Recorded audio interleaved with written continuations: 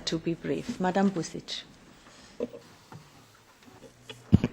Thank you very much, Madam Chair. I will try to be very brief, even though I prepared my statement in Croatian, but there is no translation, but that's fine. That's fine. I can speak in English.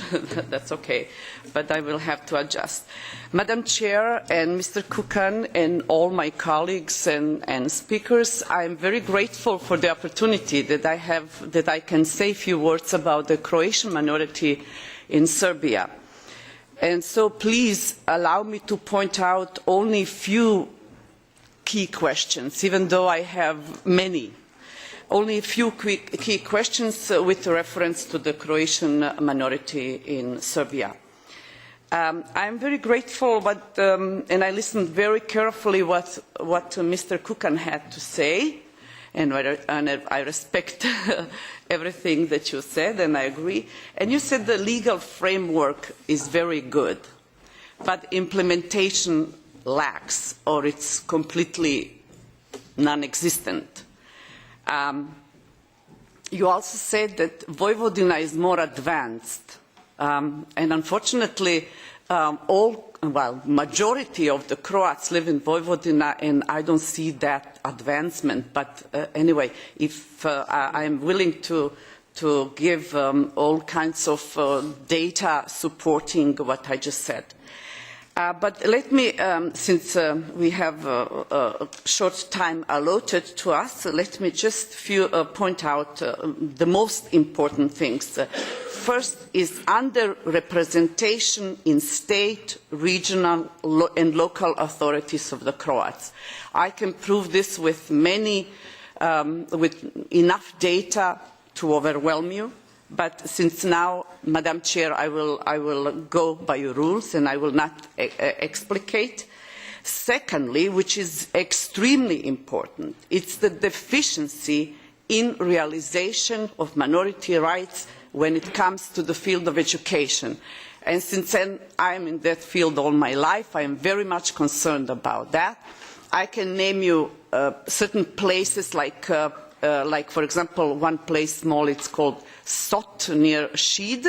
I think there are around 40% of Croats living there, and there are enough pupils to go to school, and nothing has been realized.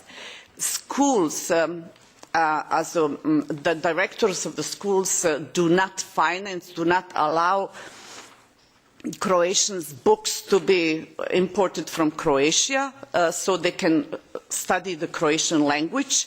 For example, last year I read there were only books for the first grade, 4 years of grade school. For the elementary school, there was and for the gymnasium, so-called gymnasium or high school, there were not even books imported from Croatia. So I consider this extremely deficient. And the third point, which is and Mr. Kukan, I really would like to bring this to your attention, is the division of the Croatian community. It's artificial division to sub-ethnic groups, which are Šokci and Bunjevci, I'm sure you heard of. And this is now being endorsed, and not only endorsed, but enforced, really forced, not endorsed, but forced, by the Matica Srpska and by SANU and other educational and intellectual institutions in Serbia. And I really kindly and really, in a way, humbly would like to appeal to you to look into those three main points, even though there are others like lack of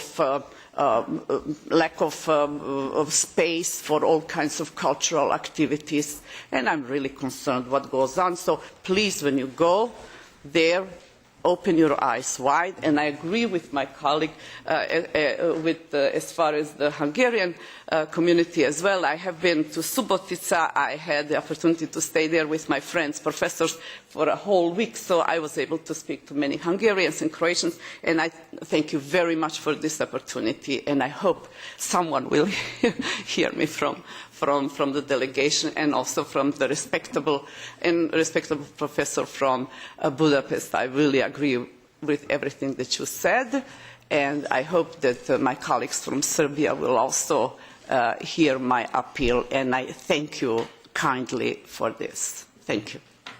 Thank you, Madam Busic. And when we come back from our delegation, we will have another chance for debate, because usually we write a report and then we debate